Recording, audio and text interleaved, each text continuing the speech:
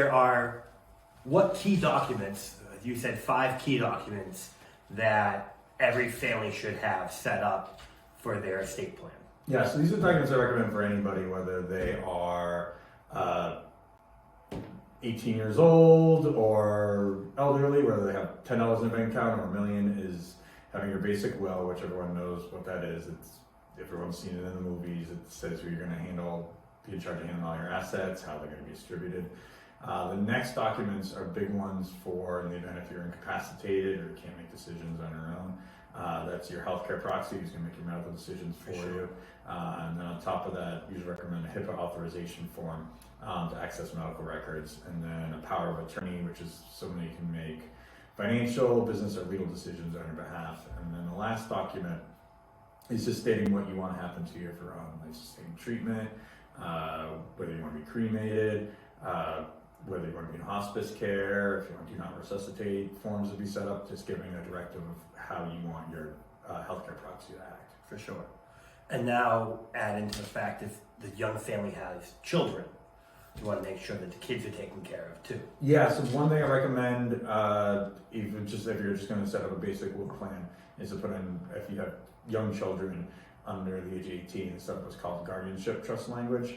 So I don't know how you are when you're 18, but I certainly wouldn't trust myself getting a massive inheritance right when you turn 18.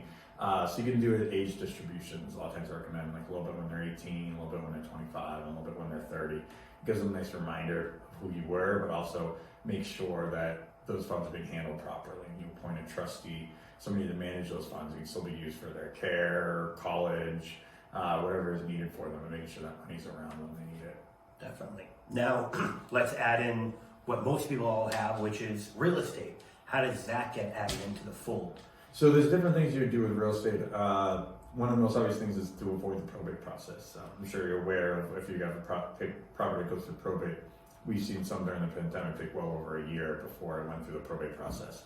If you put in something even as simple as like the very basic trusts, you just call it like a nominee realty trust, that's a situation you can just appoint a trustee, and it automatically, as soon as you die, it can immediately transfer over to your kids or somebody else to be able to manage that. And also it's so important to make sure your language, if you're not even doing that, to make sure your language, if you're a married couple, on your deed says that your tenants by the entirety. It's husband and wife, so a lot of times people miss that language on a deed, they don't notice, and something happens, and then the surviving spouse has to go through the whole probate process. And then on top of that, there's certain trusts where it can get a lot more complicated, but given the value of real estate these days is well over $1 million, which would start to be a situation where people have to pay significant estate taxes. I usually say Massachusetts is probably the worst state to die in regarding estate tax, so there's different strategies that we can do to move property or other assets in the trust to cut that down drastically. And remind us, what is the estate tax threshold for Massachusetts? Right now it's $1 million. There's talk about a provision that's sitting in legislation to turn it into $2 million. But yeah, it's $1 million, and it's not a situation where if you're $1 million and $1, you're only taxed on that $1. It's if you're $1 million, it's zero. If it's $1 million, $1, it's around $33,000, and it just goes up exponentially from there. And it's important to note too that depending upon if you have health insurance, life insurance, if that pays out to the estate, how that can affect. Yeah, so that's a big asset too. So sometimes you might think you're not wealthy when you're alive, and you probably aren't. But your estate is going to be very wealthy once the life insurance kicks in. So if you have $500,000 policies, all of a sudden that bumps you up drastically. And there's different strategies that we can do too that can almost take out that life insurance entirely from your estate. So for a small investment today, you can save thousands of dollars in potentially planning. I think like realistically, the amount it's going to cost us out of the estate plan at a minimum is probably going to be less than the probate process. It would be by not having certain documents set up.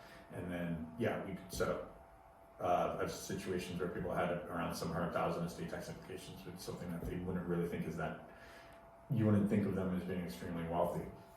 And just them setting up stuff that costs a couple $1,000 is able to completely eliminate it. Very cool. Now, the process is pretty quick. I mean, you've set up an easy questionnaire to fill out so that it's all basically virtual meeting up until when you need to sign the documents in person. So I can do it anyway, how people feel comfortable. We kind of set it up pandemic to work that way. But yeah, it's just a 3-page document to go through basic understanding of what you have so I can be aware of what to discuss during the meeting. I can do that during Zoom, we can go over it, I'll ask you a bunch of questions, make your head spin, and then from there, set up drafts, and then just send them over to you to review, and then everything looks good. We can have a discussion again on Zoom online, and then from there, you just come in, sign, and leave, and everything's squared away. Very good, very awesome. So, for budgeting purposes, what's the range, if you will, for estate plan documents? So for the very basic documents I recommend for anybody, it would be around $1,200 a person. For a couple, it would be around $1,900. So for an guardianship trust, it's going to be around $1,400 for the person, $2,100 for the individual. Then depending on the trust, you're usually around $1,000 to $1,600 based on what the recommendation is. And I'm a firm believer, I'll give you all the options, what I think makes sense, and what are the estate tax implications. But if you want to go with the lower package, it certainly makes sense. I usually just say, just have you sign something off that we discussed it, so your family doesn't sue me after they saying you would have done the premium package. But I'll just give you all the parameters, and I certainly have people that have large estates that just go through the very basic documents, and some people that I usually say one of the other problems with estate planning is that you keep on living, so sometimes people take on these extra precautions and they set up these more drastic trusts at a younger age, so those are ready to go once those assets grow. And so if you have an estate plan already, it's not set it and forget it, right? Yeah, so I usually say to anyone, if you don't believe me, Google it online. It's usually most websites will say 3 to 5 years to update your estate plan. I think that's a bit drastic. I think whenever you have a major life event, you have kids, grandkids, empty nesters, your parents pass away or receive a large inheritance, those are times to think about, okay, I should go look at these documents and see about updating. Awesome. Any other tips or advice? Yeah, just making sure you have things in order. I usually say it's one of the few things you'll spend money on and you won't regret it after. Most of the time people walk away thinking that they got that thing on their to-do list checked off. But yeah, the biggest thing is, check your deeds, make sure that they're right. Check your beneficiaries on all your trust. On your life insurance and retirement. But then, have consideration of where those estate tax implications and see what makes sense. Awesome. Thanks, Matt. No problem.